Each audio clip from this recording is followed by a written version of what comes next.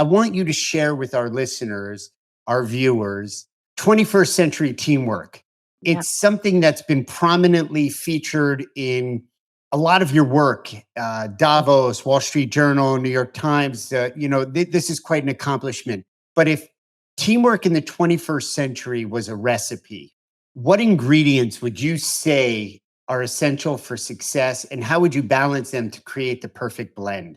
Beautiful question, Seth.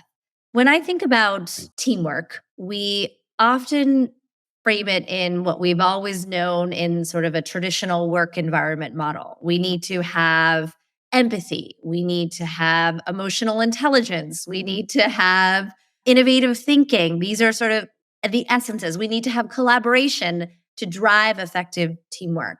But what I've learned through my research over the last 15 years and as an advisor to companies is many of the signals and cues that led to great teamwork in the past have changed or evolved in our modern day world.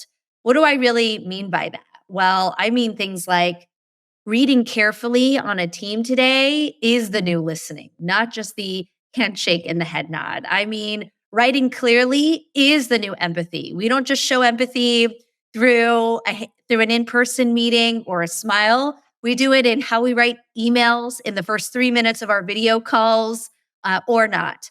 That phone or video call is worth 1,000 emails in many cases today. So, whereas in the past, so much of the ways we built teams was through this in-person office space where we were primarily working with people side by side to get things done.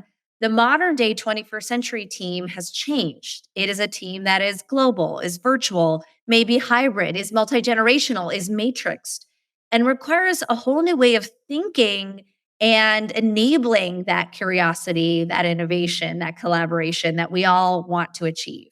And based on my research and my work, what I really found is that much of the conversation, especially 10 years ago on teamwork, was still built for a 19th century model. We were talking about technology or this buzzword back then, which was millennials. But what I really saw was that there was a new connected mindset here to stay that would make or break 21st century teams.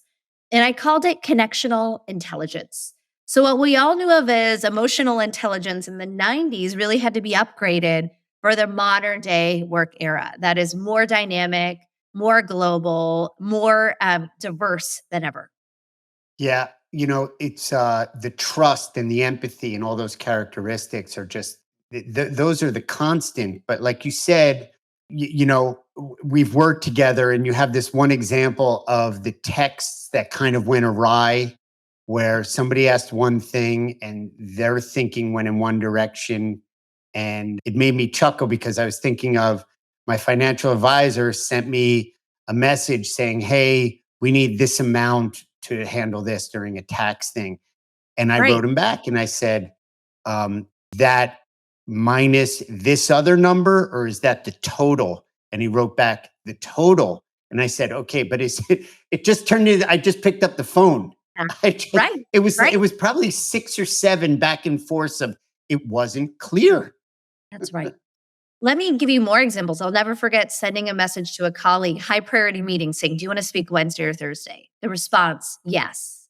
Now, as I mentioned, listening, empathy today is about respecting people's time in inboxes. It's about paying attention to the detail, which is not just the shrug shoulder or the eye roll anymore.